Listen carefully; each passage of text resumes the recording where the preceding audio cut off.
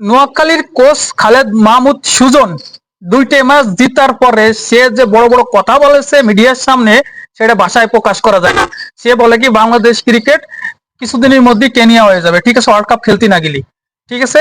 তার এইসব উদ্ভট কথার কারণে এই কালকে যে ম্যাচ খেলেছে, ঠিক আছে, চট্টগ্রামের সাথে চট্টগ্রাম আইখেলা বাস ঘুরে দিচ্ছে, 5 উইকেটে ম্যাচটা জিতেছে, ঠিক আছে।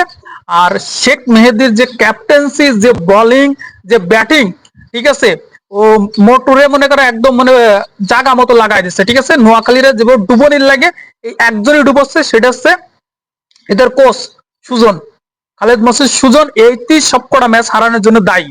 আর একজন সাথে আছে, সে জাকিরের কথা আমি বলবো না, সে 22 বল খেললে 21 বল খেলে 22 রান করে, স্ট্রাইক রেট 105 হয়, ঠিক আছে। আর সেই জায়গায় শেখ মেহেদি একজন ক্যাপ্টেন, 3টা উইকেট পড়ে গেছে 15 রানের ভিতর, সেই ম্যাচটা টাইনে নিয়ে গেছে, ঠিক আছে। তার সাথে আসিফ পাকিস্তানে, সে 30 বলে 36 করেছে, সে এত হার্ড একটা ব্যাটসম্যান। আর মেহেদি তার সাথে শেখ মাহাদি তার ক্যাপ্টেন্সি নক, ঠিক আছে, 36টা বল খেলে 49টা রান, 3টে ওভার বোলিং করেছে, 3 উইকেট এবং 12 রান। কিন্তু মানে সে ভাগ্যের জোরে ম্যান অফ দ্য ম্যাচটা হতে পারিনি। কেন ম্যান অফ দ্য ম্যাচ হয়ে গেছে শরীফুলেও মানে আনবিলিভেবল বোলিং, মানে স্কেল ছাড়া বল করেছে সে, ঠিক আছে। এত শীতের মধ্যে সে যে সুন্দর বল করেছে, মাত্র 4টে ওভার বল করেছে, 3 ওভার 5 বলে 5 উইকেট নিয়েছে, 9 রান দিয়েছে, ঠিক আছে। এবং মাজা ভাঙ্গে টুকরো টুকরো করে দিয়েছে নোয়াখালী, ঠিক আছে।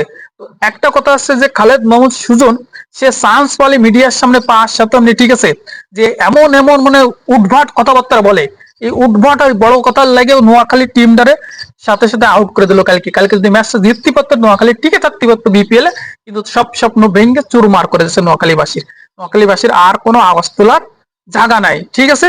একটা জিনিস কি ভাই, হাতে কলমে পারফর্ম করা লাগে, পারফর্ম করে মাঠে যা পারফর্ম করা লাগে, কিন্তু খালি মুখ দিয়ে বড় কথা ফটফট করলে চলে না, ঠিক আছে।